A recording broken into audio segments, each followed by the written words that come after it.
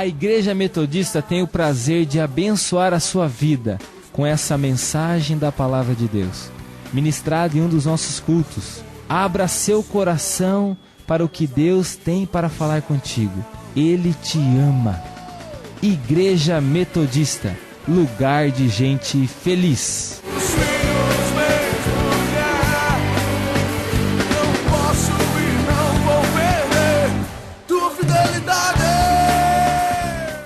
Mateus capítulo 25, nós vamos ler do versículo 14 ao versículo 30.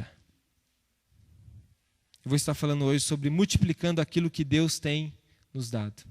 Multiplicando aquilo que o Senhor tem nos dado. A palavra de Deus nos diz assim, mesmo assentados, mas em reverência à palavra do Senhor. Mateus 25, versículo 14, diz assim: Pois será como um homem que, ausentando-se do país, chamou os seus servos e lhes confiou os seus bens. A um deu 5 talentos, a outro 2 e a outro 1, a cada um segundo a sua própria capacidade, e então partiu. O que recebera 5 talentos saiu imediatamente a negociar com eles e ganhou outros 5. Do mesmo modo, o que recebera 2 ganhou outros 2. Mas o que recebera 1, saindo, abriu uma cova e escondeu o dinheiro do seu senhor. Depois de muito tempo, voltou o senhor daqueles servos e ajustou contas com eles. Então, aproximando-se, o que recebera 5 talentos, entregou outros 5, dizendo: Senhor, confiaste-me 5 talentos, eis aqui outros 5 talentos que ganhei. Disse-lhe o Senhor: Muito bem, servo bom e fiel, foste fiel no pouco, sobre o muito te colocarei. Entra no gozo do teu Senhor. E aproximando-se também o que recebera 2 talentos, disse: Senhor, 2 talentos me confiastes. Aqui tem outros 2 que ganhei. Disse-lhe o Senhor: Muito bem, servo bom e fiel, foste fiel no pouco, sobre o muito te colocarei. Entra no gozo do teu Senhor. Chegando por fim, o que recebera 1 talento, disse: Senhor, sabendo que és homem severo, que ceifas onde não semeastes e que ajuntas onde não espalhaste, receoso, escondi na terra o teu talento. Aqui tens o que é teu. Respondeu-lhe, porém, o Senhor: servo mau e negligente. Sabias que ceifo onde não semeei e ajunto onde não espalhei. Cumpria, portanto, que entregasses o meu dinheiro aos banqueiros, e eu, ao voltar, receberia com juros o que é meu. Tirai-lhe, pois, o talento e dai-o ao que tem 10, porque a todo o que tem se lhe dará, e terá em abundância, mas o que não tem, até o que tem lhe será tirado. E o servo inútil, lançai-o para fora nas trevas, ali haverá choro e ranger de dentes. Feche os seus olhos. Senhor Jesus, eu quero clamar ao Senhor agora que o teu Espírito Santo, que esquadrinhas o nosso coração, Deus, que possa em nome de Jesus, Deus ir a fundo na nossa alma e realmente falar conosco, arrancar de nós tudo aquilo que não vem do Senhor e transformar a nossa vida em nome de Jesus. Amém. Glória a Deus. Nós estamos vivendo, meus irmãos, um tempo de crescimento. Né? Você que tem participado e feito parte dessa família na fé, você sabe, tem percebido que nós, a cada dia, nós temos experimentado um crescimento do Senhor sobre as nossas vidas, não é verdade? Eu tenho lá um relatório das células, por exemplo, e a cada mês eu vou acompanhando o crescimento das células. A cada mês, né, tá novas pessoas chegando. A cada mês o relatório vem com mais pessoas. 50, 60, 70, 80 pessoas sendo tocados pelo Senhor, frequentando as células. E não é só visitando, é frequentando as células. Né? A gente vê na igreja todos os cultos, caras novas. A gente vê muitas pessoas permanecendo, muitas pessoas se encontrando com Deus, muitas pessoas tendo as suas vidas transformadas, muitas pessoas sendo acompanhadas diariamente, semanalmente, recebendo mais de Deus. Nós temos esse projeto missionário agora, a partir de semana que vem, que durante 9 semanas, durante 2 meses e 1 semana praticamente, estarão recebendo nas suas casas, muitas pessoas estarão recebendo nas suas casas o Evangelho. Estarão sendo abençoadas pelo Senhor. Creio que aproximadamente 50 pessoas, mais ou menos, estarão sendo abençoadas por Jesus. Então nós temos vivido um tempo de crescimento. E a palavra de Deus em João capítulo 4, versículo 35, nos diz assim: não dizeis vós que ainda há 4 meses até a ceifa? Está dizendo Jesus isso aí. Não dizeis vós que a colheita vai demorar ainda 4 meses? Eu, porém, vos digo, erguei os olhos e vede os campos, pois já branquejam para a ceifa. Olha para essa cidade. Jesus, quando chegou em Jerusalém, ele olhou e ele se compadeceu daquele povo, que ele viu aquele povo como ovelhas sem pastor. E a gente olha para essa cidade, para as cidades vizinhas. Nós vemos muitas pessoas como ovelhas sem pastor. Quantos homicídios, quantas tentativas de suicídio, quantos suicídios propriamente ditos, quantas famílias destruídas. E enfim, meus irmãos, os campos estão prontos para a colheita. E você é chamado pelo Senhor para ser um desses ceifeiros dessa obra. Em nome de Jesus, e o Senhor tem te capacitado para isso. O Senhor não só te dá recursos, mas te dá disposição. O Senhor te dá coragem. O Senhor te dá dons, talentos naturais. O Senhor abençoa a sua vida para você poder servir. Nada que você recebe na sua vida é para você mesmo. Eu creio que aqueles que não chegam a essa conclusão durante o passar da vida, no final vai chegar. Que nada do que ele tem é para ele. Porque mesmo aquele que acumulou uma grande riqueza, e a Bíblia fala sobre uma pessoa dessa, que acumulou um grande celeiro e colheu, a colheita dele dobrou a quantidade, ele fez um celeiro enorme, encheu aquele celeiro de grãos e disse: agora descansa minha alma. Agora descansa. Agora eu estou feito, é isso que ele está dizendo. E naquela noite o Senhor disse para ele, tolo, nessa noite eu vou pedir a tua alma. E o que você tem para me oferecer? Essa noite acabou a tua vida, já o que era teu não é mais. Se tivesse herdeiros, serão dos herdeiros, mas não é teu mais. Então, se não no final da vida, espero que a gente, pelo menos no meio da nossa vida, a gente possa chegar a essa conclusão, de que nada que a gente tem na verdade é nosso. Tudo que nós temos, é o Senhor quem nos dá. Tudo, eu estou dizendo de tudo, desde os recursos até a nossa capacidade. Se Deus te deu uma capacidade, é para você transmiti-la. Se você tem recebido do Evangelho, não é para você guardar para você, mas é para você transmiti-lo. Se você tem sido abençoado por Deus, não é só para você, mas é para você abençoar também. Amém? Glória a Deus por isso. A Bíblia fala sobre talentos. Esse texto aqui de Mateus 25, se você começar a ler então, do versículo 1 em diante, vai falar das 10 virgens, vai falar depois do grande julgamento. Antes também teve uma palavra sobre o fim dos tempos. Mateus 24 então, fala diretamente, começa aqui o sermão profético, a destruição do templo, que é uma palavra profética de Deus sobre os fins dos tempos. Que se levantarão pessoas que dirão que é Deus, levantarão pessoas que dirão: eu sou Jesus e voltei e retornei. A gente vê, tem um tal homem chamado lá na Porto Rico, que levantou uma seita grande, que levantou muitos fiéis, e ele disse ser Jesus Cristo. Só que ele já está passado em idade e a gente não sabe ainda, não tem as notícias corretas, mas parece que ele morreu. Morreu. E ele, uma das profecias da palavra para ele, dizendo que ele era Jesus e que ele veio já para cumprir a segunda vinda, e ele operava milagres, ele operava prodígios, por isso que as pessoas criam nele. Satanás, o diabo enganando as pessoas. No momento que ele disse que era Jesus, aí o pessoal, quem lê a Bíblia já sabe, é um enganador. Mas aí a seita está escondendo isso aí, ocultando que ele não morreu, que ele não está muito bem, nem está falando que ele está doente, fica ruim falar que Jesus está doente, mas está lá escondendo. Mas é uma falsa. Então aqui, Mateus 25 também está dizendo sobre o fim dos tempos. Está dizendo que Deus, olha, o Senhor é Deus. Ele nos deu algo. Talentos aqui, na verdade, na época a gente fala talentos, a gente hoje tem a palavra talentos, né? Habilidade, dom. Mas talento na época que era uma moeda, era um dinheiro.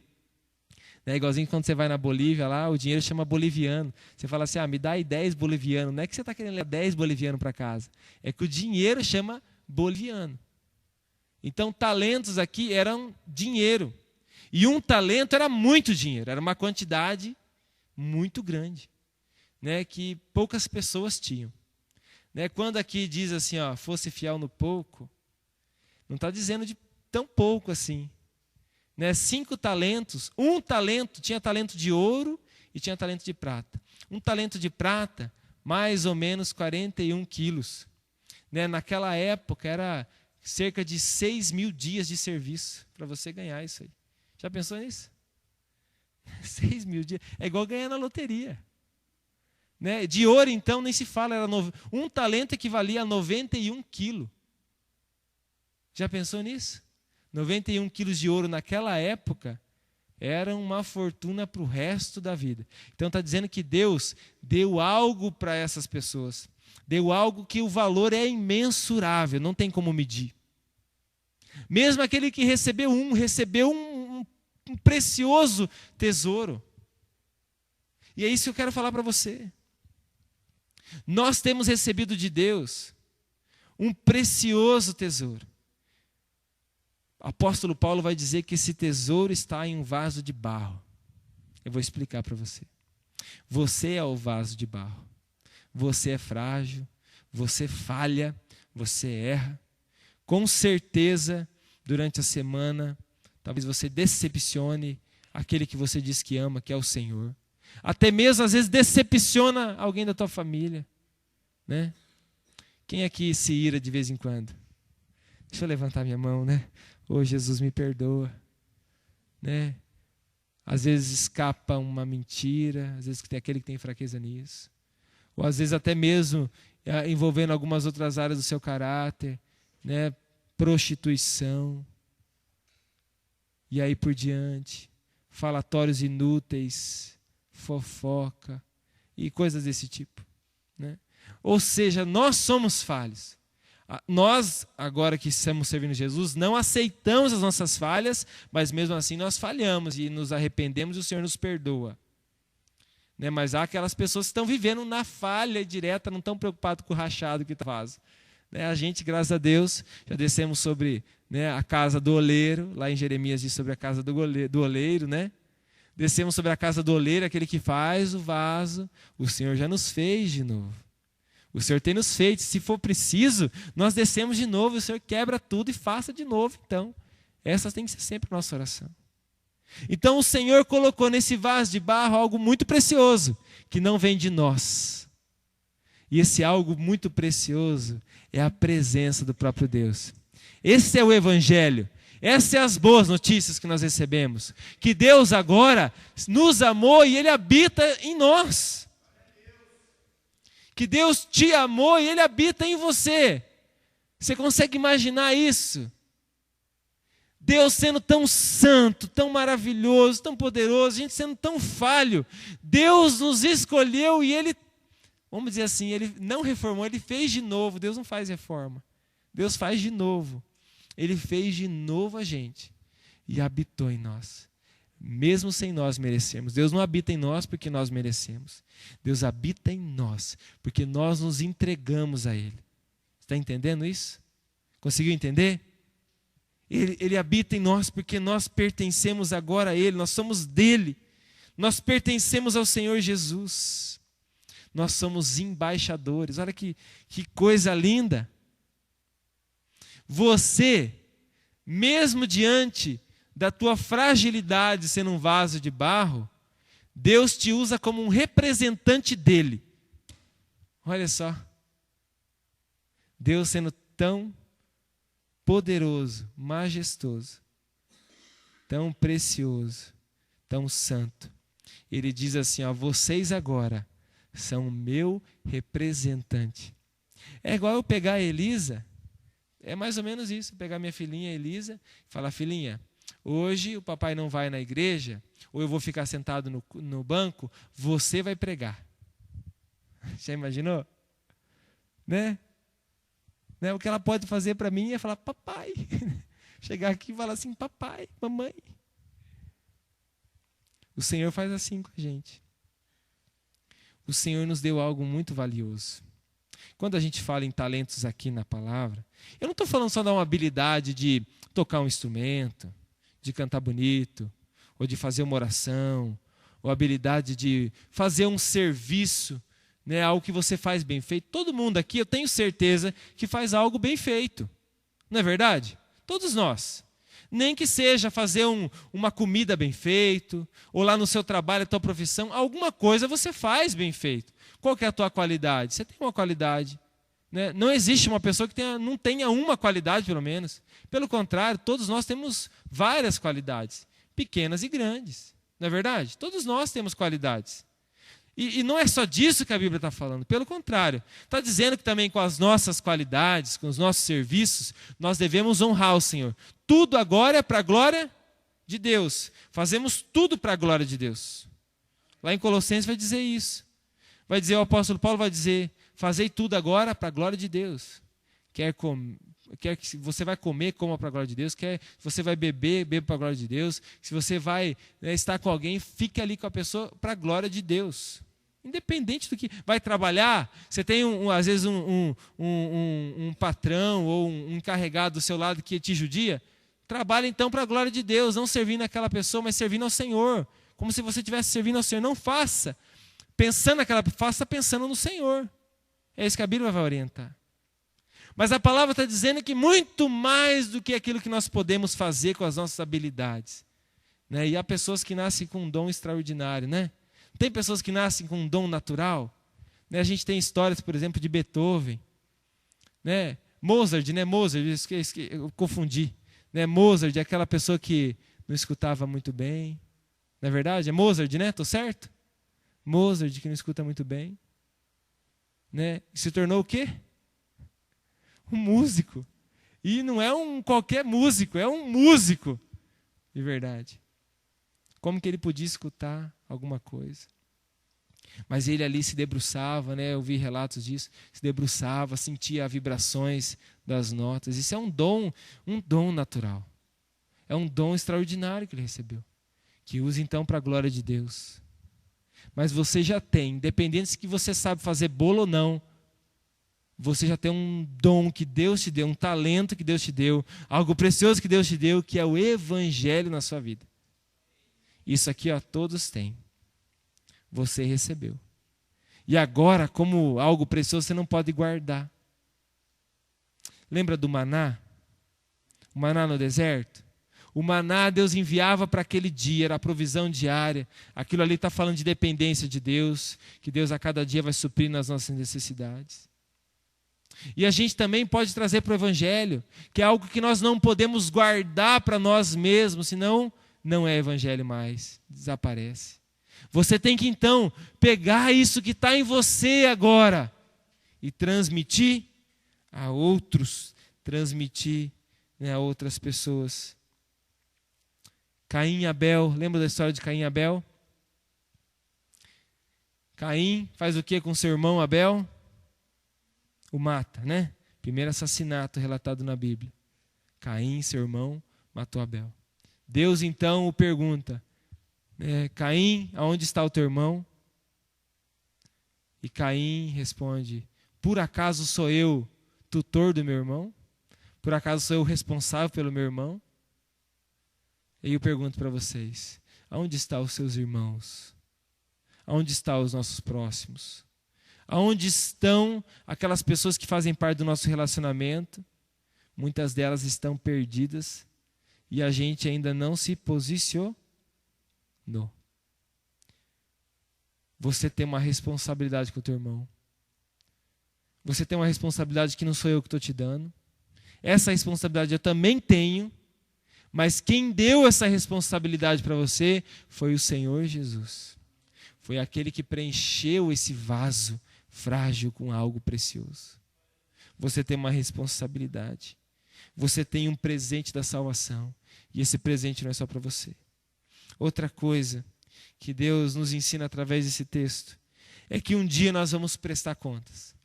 Um dia nós vamos prestar contas ao Senhor que nos deu esse algo precioso. O que nós fizemos com isso. Está entendendo? Que um dia você vai ter que chegar diante de Deus.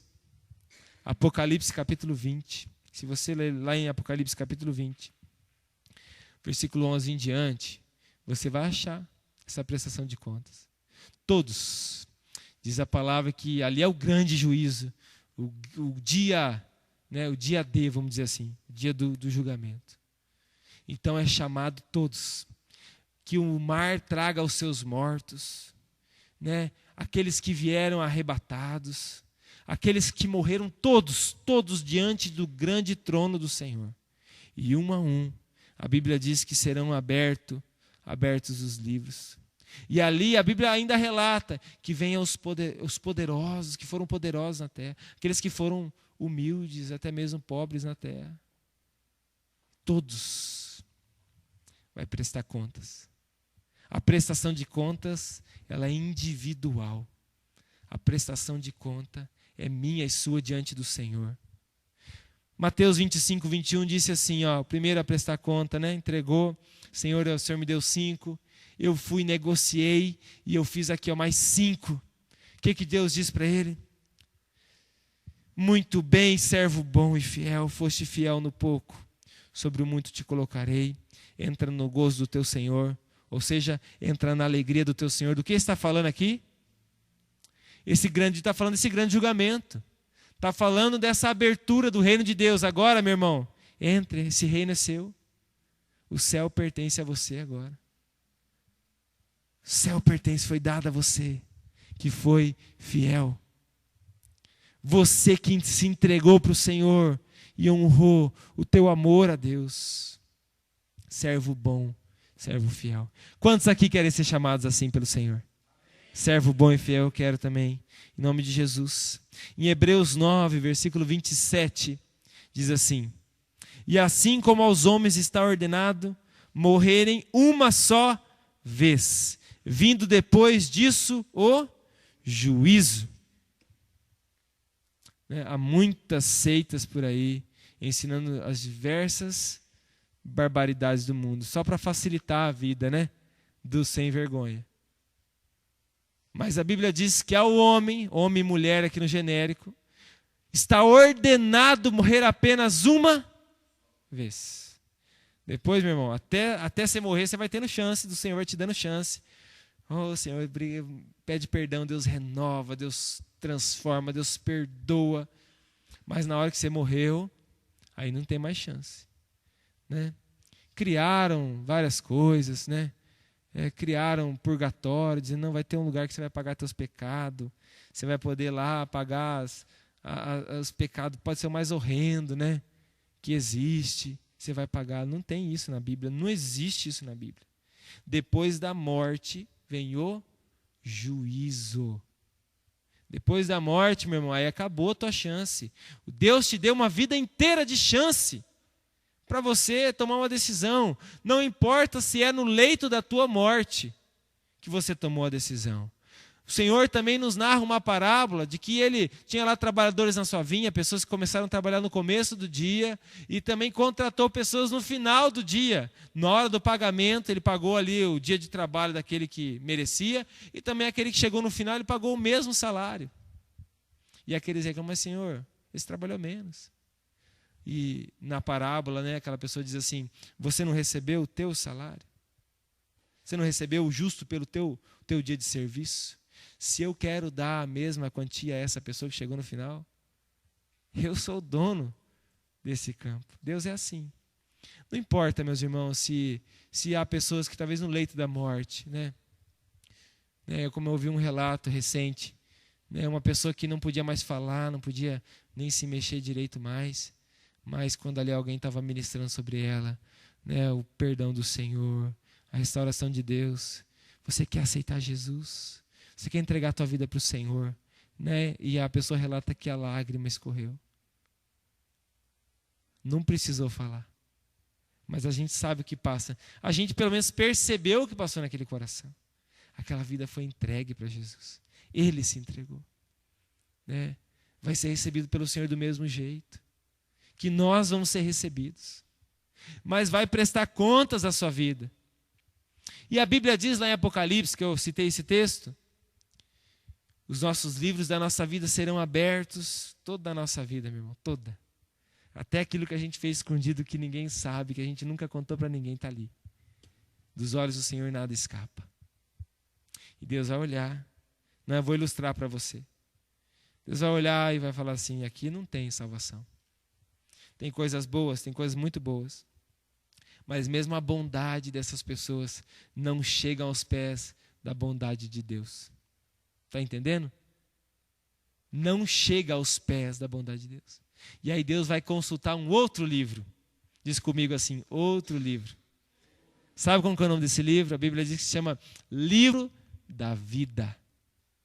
E nesse livro da vida está o nome de todos aqueles que um dia entregaram a sua vida para o Senhor Jesus. Amém? Teu nome está lá, escrito no livro da vida. O Senhor vai ter olhado o seu livro e vai falar assim, ó, pela vida não dá para salvar. Deixa eu consultar o outro livro. É um julgamento. É um lugar de julgamento, é um tribunal. Está aqui, ó, o livro da vida. O nosso advogado. Quem que é o nosso advogado? Jesus. 1 João, capítulo 1, versículo 9. Jesus é o nosso advogado. E ele vai falar assim, olha, Pai, né, a Trindade está ali. Pai, esse eu conheço. O nome dele está no livro da vida. Esse um dia se entregou para mim. Deus vai olhar para você, ele não vai ver você. Ele não vai ver aquele vaso frágil. Ele vai olhar para você e ele vai ver o sangue do seu filho que te cobriu. Ele vai ver o próprio Jesus. Ele vai ver um embaixador do reino de Deus. Ele vai reconhecer você. É por isso que Jesus vai dizer assim, ó, aquele que me confessar diante dos homens, eu vou confessar ele diante do Pai. É esse dia, o julgamento. Mas aquele que não me confessar diante dos homens, ou seja, que não se assumir como um cristão diante das pessoas, eu também não o confessarei diante do Pai. Daí vai chegar muitas pessoas, né? Os agentes secretos, vai chegar para Deus, e aí, não, você viu que eu fui lá na igreja, fiz até o que o pastor falou, vim na frente, fiz até mais, me ajoelhei, chorei e tal. Mas ficou por aquilo ali, se escondeu depois, não levou o evangelho adiante, não foi responsável, realmente não entregou de coração a vida para Jesus, continuou fazendo as barbáries que fazia. Né? E daí Deus vai falar assim, olha, esse eu não conheço. Esse de verdade nunca me serviu. Prestação de contas é o que fala esse texto para nós. E por último, nos ensina algo que é muito importante a gente entender. Que esse texto não está falando de quantidade. Deus está falando nesse texto de fidelidade. Você está entendendo? Às vezes tem pessoas que se preocupam pelo muito que pode fazer por Deus, mas não são fiéis. Né? Acha que o muito que ele pode fazer e servir, mas de coração ele não é fiel. Né? Por exemplo, o servo negligente. O que ele fez? Fez nada, né? Aliás, ele cavou um buraco e ele escondeu aquele tesouro tão precioso. Ele escondeu com medo. Vai se eu não faço certo. Né? Às vezes a gente fica assim, eu já passei por isso, às vezes me sinto assim também, diante de algumas situações. Vai se eu não faço certo, né? É melhor eu ficar calado. Né? Ou seja, vai se eu oro, essa pessoa se converte. Né? Vai se eu vou lá e falo que é cristã, essa pessoa pede para eu orar por ela, vou morrer de vergonha. Né? Temos a oportunidade das casas de paz, por exemplo. Algumas pessoas vão lá participar como olheiros, né? Como aprendizes. Vão participar, ficar ali, quietinho, participando. Né? Mas você está ali representando o reino de Deus. Você vai estar também aprendendo um dia, quem sabe, você vai estar fazendo isso. Aí você fala, não, pastor, eu eu sei lá, se eu não faço direito, se eu erro, eu vou ficar com medo. Não tenha medo, meu irmão. Não importa, você tem o seu jeito de ser. Uns falam mais, outros falam menos. Uns é mais quietinho, outros não. Não importa, faça o que Deus pediu para você fazer. Faça do seu jeito mesmo. Não se preocupe em fazer do jeito do outro. Não se preocupe em querer imitar outras pessoas. Seja você, mas seja fiel. Está entendendo? Seja fiel ao Senhor. Seja fiel a Jesus de todo o seu coração. O fiel vai ser colocado sobre o muito. O que o fiel fez? O fiel, ele pegou aquele tesouro e ele multiplicou aquele tesouro. Eu vou dizer para você, não é a quantidade de vidas que você vai ganhar para Jesus. Eu quero ganhar muitas vidas para Jesus, mas eu também quero cuidar bem delas. Então não vai dar para ser tantas assim, diretamente, né? Vai ter que ser uma turma, e eu vou ter que ensinar essa turma também a fazer o mesmo, e assim vai multiplicando o serviço. Assim vai multiplicando o evangelho. É o que eu tenho desafiado a igreja. Uma vida, pega uma pessoa, testemunhe na vida dela. Quem recebeu aqui o cartãozinho de oração para os três amigos, né? Nas celas você recebeu. Mas se você também quer esse desafio, você pode pedir para mim, eu te dou um cartãozinho. Você está orando ali por 3 pessoas e falar, Senhor, eu quero ver essas vidas recebendo o mesmo que eu recebi. Senhor Deus, tendo a mesma transformação que eu tive. Deus, mesmo que foi pouco ainda, mas eu quero que esse pouco já esteja na vida de outras pessoas. Não importa a quantidade, meu irmão, importa a fidelidade. Olha, a gente hoje recebeu de manhã uma palavra de fé. Né? Uma palavra de fé para nossas vidas. Da gente realmente descansar no Senhor e confiar nele de todo o coração. Sabia que ele vai cuidar. Olha, um conselho para você, não pense em você, que você é um super-herói, que você não é. Não pense em você que você nunca vai falhar, mesmo que esse não seja o seu desejo de falhar.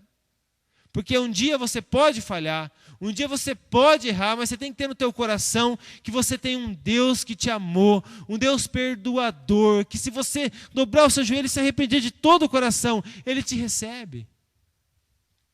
Fidelidade. Né? Quantas pessoas que eu já ouvi dizer isso, Senhor, pastor, eu não vou lá na igreja, sabe por quê? Né? Eu erro muito. Ou às vezes eu tenho um vício, pastor, eu fumo. Por que eu tenho que... Eu não posso estar lá na igreja, me sinto mal, eu sou fumante. Pastor, eu ainda tomo umas pingas de vez em quando. Eu não me sinto bem de estar lá na igreja. Aí eu fico em crise quando a pessoa fala isso para mim. Eu fico pensando, será que eu posso estar lá? Né? Eu tenho minhas falhas, eu erro. Mas será que eu também posso? Né? Porque a palavra de Deus diz ao contrário.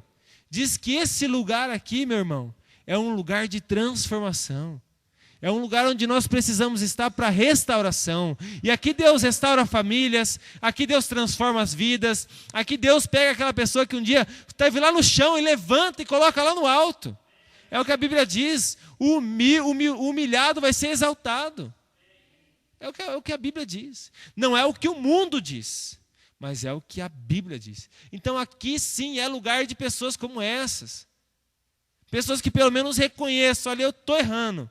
Eu preciso de um empurrão para conseguir mudar. Mas eu creio que Deus vai mudar meu coração.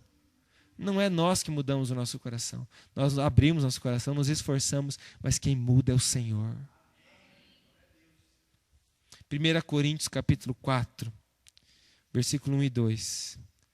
Eu quero terminar com esse versículo. Diz assim: assim, pois, importa que os homens nos considerem como ministros de Cristo e dispenseiros dos mistérios de Deus. Ora, além disso, o que se requer do dispenseiro é que cada um deles seja encontrado fiel. O dispenseiro é um administrador. Então Deus está dizendo assim que como ministro, como pessoas de Deus, como servos de Deus, como uma pessoa que está buscando seguir a Jesus, nós somos administradores do que Deus nos dá. E o que Deus espera de nós é que nós sejamos fiel, sejamos íntegros, inteiros, sinceros, verdadeiros. Aquele servo negligente, ele não fez aquele tesouro multiplicar por um motivo. Se você vê lá no versículo 25 do capítulo 25, começa dizendo assim que receoso, né? ele teve medo, receio, medo. Ele teve medo. Ele teve medo de usar aquele talento. Ele teve medo de perder aquilo, talvez jogar no lixo, usar da maneira errada. Ele teve medo de botar aquilo para fora, de botar à vista das pessoas. Meus irmãos, você não tem que ter medo de ser um cristão. Eu vou dizer para você que não é você que multiplica. A Bíblia diz que a semente, ela é preciosa. Ela caindo numa terra boa, ela vai multiplicar. O evangelho é assim, o tesouro é assim. Você não tem que se preocupar se o tesouro você vai lançar sobre a vida das pessoas, isso vai ter efeito ou não. Não é isso que você tem que se preocupar. Você tem que se preocupar em lançar o tesouro, em lançar a semente do evangelho e em permanecer fiel em nome de Jesus. Feche seus olhos. Vamos orar. Vamos terminar esse momento em oração. Eu quero enfatizar para você, não tenha medo, receio de ser um cristão. Não tenha medo de se posicionar lá no teu ambiente de trabalho. Às vezes as pessoas vão tirar sarro de você. Não tenha medo de se posicionar diante da tua família. Quantas pessoas, homens e mulheres, às vezes dizem assim: meu esposo não vem na igreja, ou a minha esposa não vem na igreja, eu acho melhor eu não vir tanto. Isso é a pior enganação do inimigo. Aí acaba os dois se afastando de Jesus. Você tem que não ter medo de enfrentar e dizer assim: olha, entre Deus e você, eu escolho você. Eu escolho o Senhor Jesus. Não escolho você. Meu irmão, não tenha medo de ser fiel a Deus, porque Ele é a pessoa que pode te honrar. É Ele que você tem que agradar. Em nome de Jesus.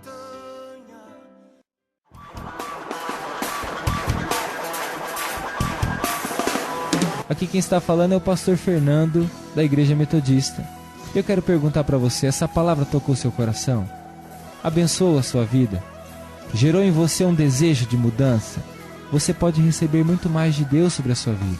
Estamos esperando você em nosso culto todos os domingos às 7:30 p.m. Você também pode participar de uma de nossas células. Células são reuniões que acontecem nas casas, onde estudamos a palavra de Deus, onde nós oramos uns pelos outros, onde desenvolvemos boas amizades, comemos juntos, nos alegramos e formamos uma família. A célula é um lugar de cura, de crescimento, de transformação, é um lugar de milagres. Nós ficaremos muito felizes e você será muito bem recebido em qualquer uma dessas células.